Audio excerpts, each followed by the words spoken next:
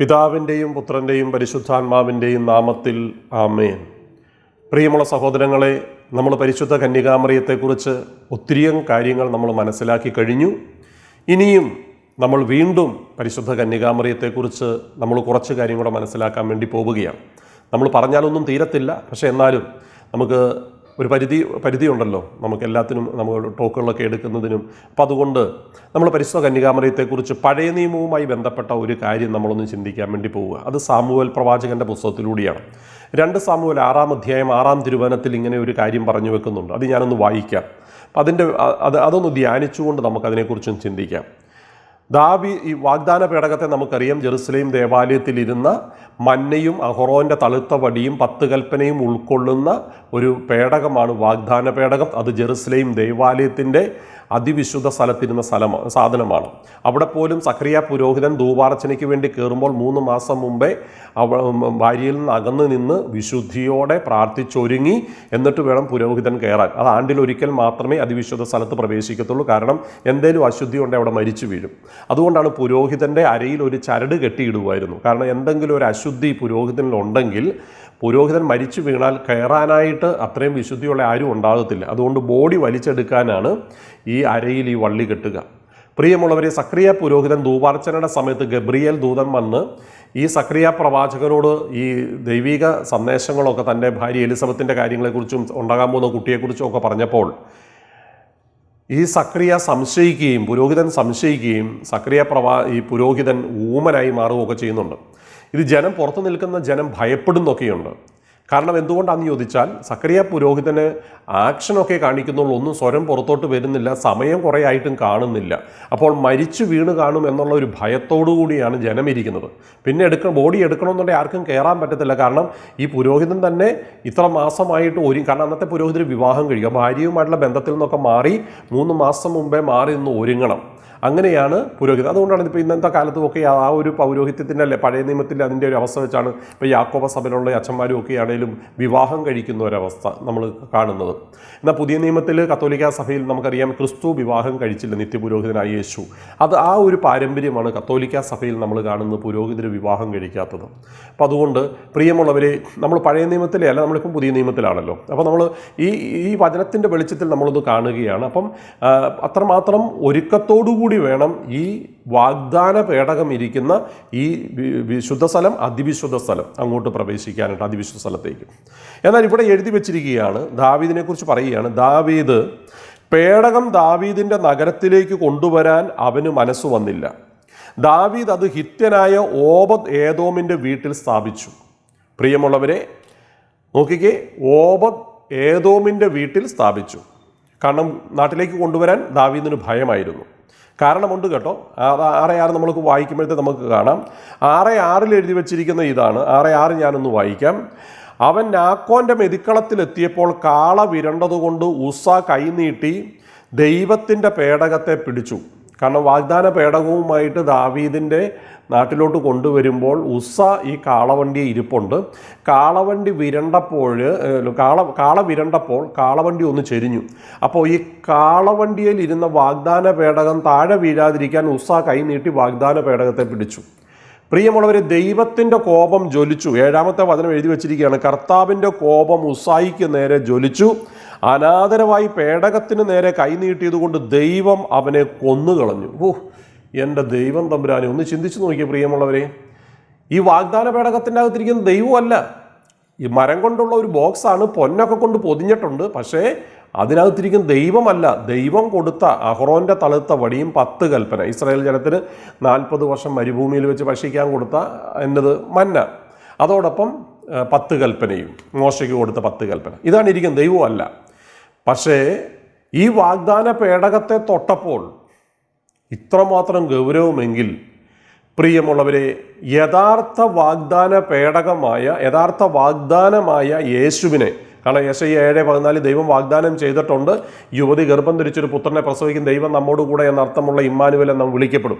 ഈ ഇമ്മാനുവലായ ദൈവം വരുന്നത് മറിയത്തിൻ്റെ ഉദരത്തിലേക്കാണ്. ഈ മറിയത്തെ നമ്മൾ അനാദരവോടെ വാഗ്ദാന പേടകത്തെ അനാദരവോടെ തൊട്ടപ്പോൾ ദൈവത്തിൻ്റെ കോപം ജ്വലിച്ച് ദൈവം അവനെ കൊന്നുകളഞ്ഞു പഴയ നിയമത്തിൽ.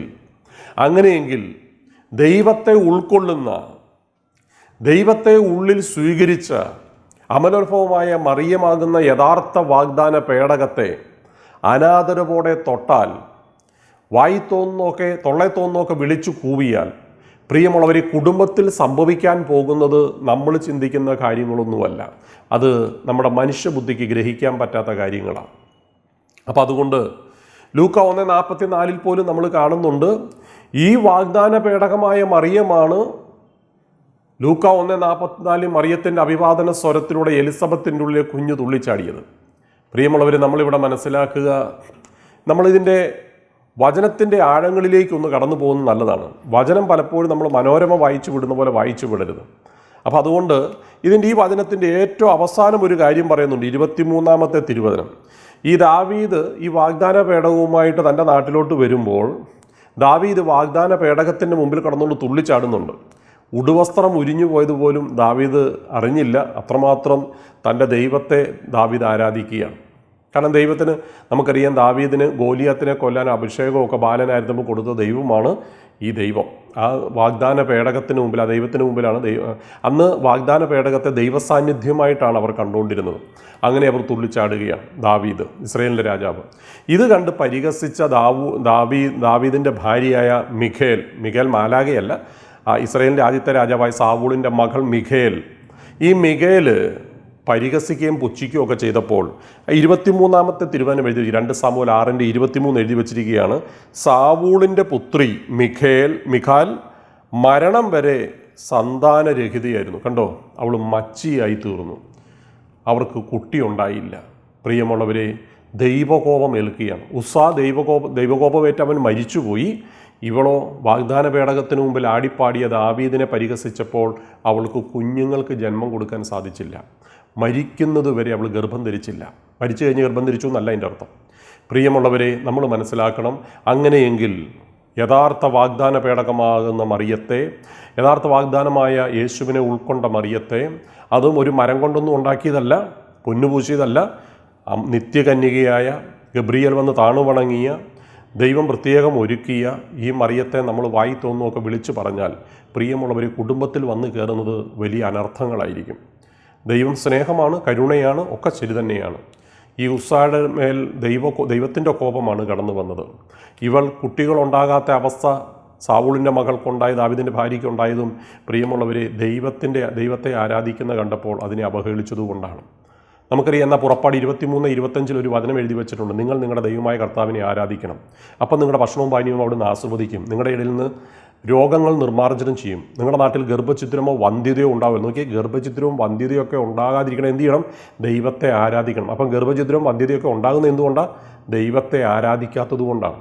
ദൈവത്തെ ആരാധിക്കേണ്ടതിന് പകരം ദൈവത്തെ അവഹേളിച്ചതുകൊണ്ട് ഇവർക്ക് എന്ത് സംഭവിച്ചു? കണ്ടോ, കുട്ടി ഉണ്ടാകുന്നില്ല. അപ്പോൾ ദൈവത്തെ ആരാധിക്കുമെന്ത് സംഭവിക്കും?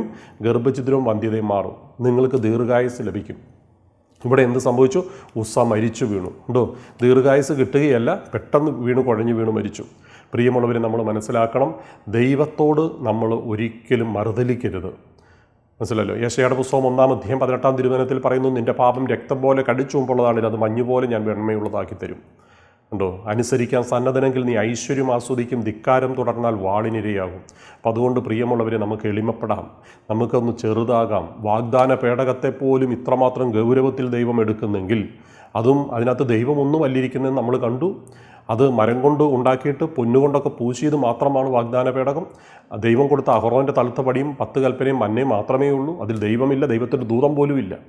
എന്നിട്ട് പോലും ദൈവം ഇത്രമാത്രം ഗൗരവം കാണിക്കുന്നുവെങ്കിൽ, യഥാർത്ഥ വാഗ്ദാനമായി യേശുവിനെ ഉൾക്കൊണ്ട മറിയത്തെ, യഥാർത്ഥ വാഗ്ദാന പേടകത്തെ നമ്മൾ വായി തോന്നൊക്കെ വിളിച്ചു പറയുമ്പോൾ സംഭവിക്കാൻ പോകുന്നത് എന്താണെന്ന് നമ്മൾ ചിന്തിക്കണം.